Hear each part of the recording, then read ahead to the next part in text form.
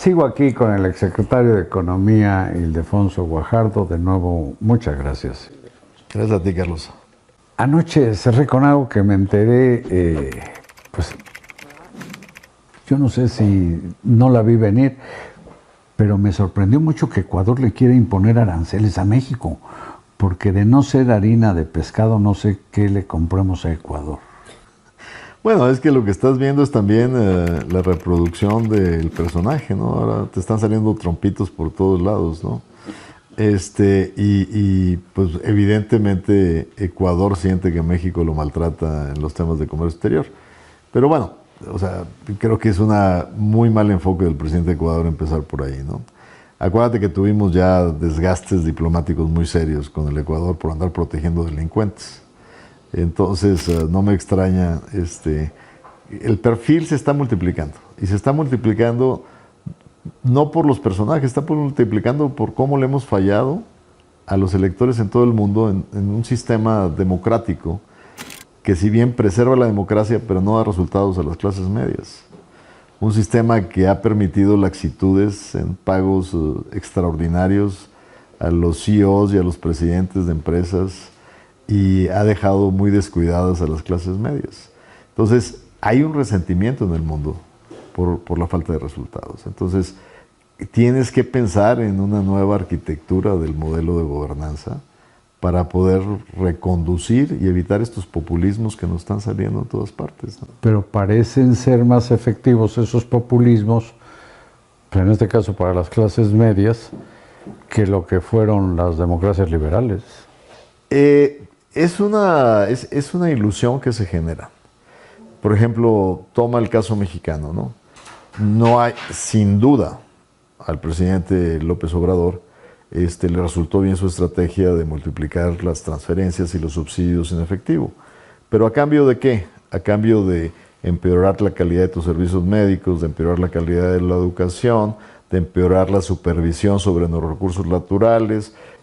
Los servicios de salud. Sí, o sea, a cambio de destruir una base del bien público.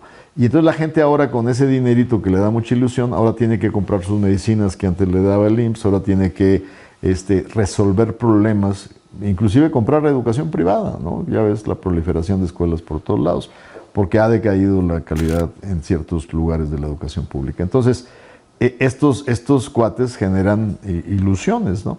Como en el caso específico con las decisiones de Trump y de todo el grupo de clase media que lo apoya, inclusive el sector obrero que antes eran demócratas, pues están en esta retórica del discurso. El tema es que pues, tiene que llegarles la realidad, ¿no? Por lo que votaron y cuáles son las consecuencias de lo que votaron, ¿no? Pues vienen a hacer cuentacuentos ideológicamente por extremistas se tocan, ¿no? Sin duda. ¿Por qué crees que el acuerdo que yo terminé de negociar con ellos fue el mejor votado entre demócratas y republicanos? Porque Trump, por querernos hacer menos atractivo la inversión, nos puso una serie, le impuso un adendum a López Obrador en materia laboral en el acuerdo, que fue aplaudido por los demócratas.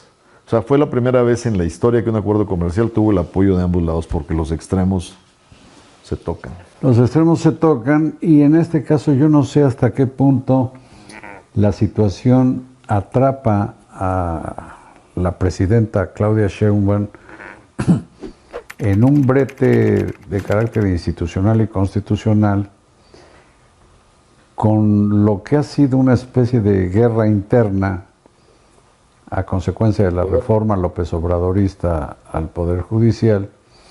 Entonces las instituciones mexicanas no se ven tan sólidas porque se está diluyendo la separación de poderes y se está corriendo cada vez más el riesgo de que la impartición de justicia se politice o se criminalice, porque quién sabe quiénes vayan a decidir el voto de los más bien pocos que votarán esa demencial reforma.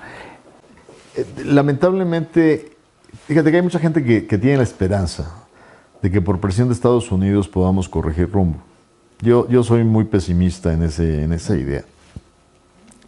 Pensar que a Donald Trump le interesa el bienestar de México es hacerse güey.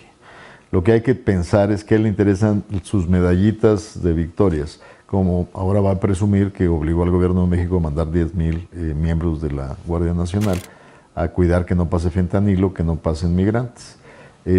Tú y yo sabemos que así no se va a destruir el tráfico de fentanilo. Hay que llegarle al lavado de dinero, hay que llegarle a los laboratorios, hay que desmantelar el crimen organizado. Y ese número de efectivos ya lo quisieran los gobernadores de la frontera para, sí, o para contener la delincuencia. O para cuidar la carretera Monterrey-Laredo, ¿no? Por eso, para contener la delincuencia en sus estados, no para ver exacto, qué con el fentanilo. O para evitar que le roben las partes de los Mazdas que se exportan de Guanajuato a Estados Unidos, ¿no?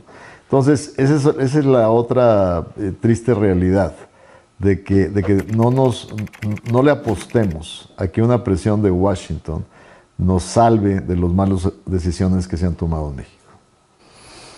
¿Cuáles son, desde tu punto de vista en materia económica, los puntos flacos de la política económica del segundo piso de la 4T?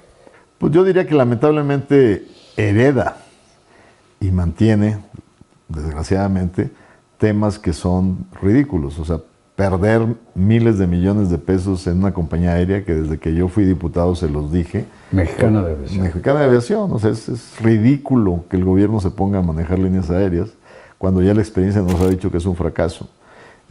Construir infraestructura que no tiene la mejor rentabilidad para lo que tenemos que hacer, ¿no? La logística de movimiento de personas y mercancías de manera productiva. O sea, un Tren Maya que un día se descarrila y transporta a 2 pasajeros, nunca sabes cuánto va a ser entre Cancún y Mérida. O sea, lamentablemente... La refinería que no refina. No, o sea, gasto mal aplicado y sobre todo un marco incierto para la inversión que lamentablemente se va a hacer más crudo todavía con la reforma judicial. Se crea, así como Mexicana de Aviación, una empresa del gobierno que se dedicará a la construcción de casas, inclusive para renta, con el manejo de 2 billones de pesos del Infonavit, una empresa constructora en una institución que se supone tripartita. ¿Cómo ves eso? Mira, de entrada, el problema es que todo trata de justificarse a través de la acusación, que muchas veces es válido, de la corrupción del pasado. Entonces, no se acuerdan que GEA hizo tal tranza y le permitieron hacer tal. Está bien, o sea, estamos de acuerdo, hay que hacer que todo el mundo pague sus pecados, pero no por eso vamos a tomar decisiones incorrectas de política pública. Te doy el ejemplo. Por amor de Dios, Segalmex. Por amor de Dios. Que esa no es corrupción del pasado. Pues pero no solo eso. Cuando elimina las subastas del sector salud y haces un desmadre en la distribución de medicinas, porque dices que hay una corrupción, está bien, limpia la corrupción, pero no eches a perder la buena política pública. Hicieron un desastre el sexenio pasado en materia del INSABI, el famoso INSABI, que lo crearon y ellos mismos... Sí, cura la herida, no mates al paciente. Sí, y es un desperdicio de recursos de manera tremenda. Y el otro tema que López Obrador constituyó en un mito es el tema de los ingresos fiscales, ¿no? O sea, un gobierno de izquierda que no piensa en fortalecer los ingresos fiscales, claro, si yo me pongo ahora del lado del contribuyente, digo, pues espero que no me aumenten los impuestos para seguirlos tirando de la manera tan ridícula que lo están tirando, ¿no? Es decir, sí se impone una reforma fiscal. Sin duda, México es uno de los países que menos recauda en comparación con otros. Se hablaba de tener un sistema de salud pública superior al noruego, decía López Obrador, el mejor del mundo. Pues creo que nunca supo, no se enteró, quizás si está viendo el programa en este momento te enteres, Andrés Manuel, que en los países nórdicos los impuestos que paga el contribuyente superan el 50-60%, ¿no? El marginal hasta el 70%. Hasta el 70%. Y entonces tienen garantizado la existencia desde el momento de nacer hasta sin duda un lugar en el panteón. Pero también hay transparencia en el uso de los mismos y hay una rigurosidad estricta en la claridad con la que se gasta. Y hay confianza ciudadana en las instituciones, en las leyes. Y hay mecanismos de transparencia, los cuales los hemos destruido aquí. Mecanismos de transparencia que se han destruido, como las instituciones autónomas que han desaparecido, incluida la Comisión de Comercio. La de competencia económica. De competencia económica, bueno, el IFETEL, no se diga el Instituto de Transparencia, que ahora va a estar en manos del gobierno. ¿Tú cómo ves eso? A ver, es que no puede ser juez y parte. Por ejemplo, en el caso de competencia. Dice, no, es que es lo mismo, lo va a manejar economía. Pero cuando Pemex haga acciones monopólicas en contra del consumidor, ¿va a economía a irse encima a Pemex? Pues claro que no.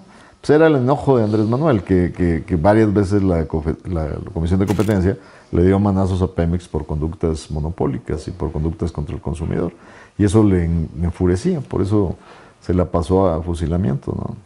Bueno, y con la información, el acceso a la información que ahora queda en manos de la Secretaría, que le llamarán o le llaman ya de anticorrupción y buen gobierno.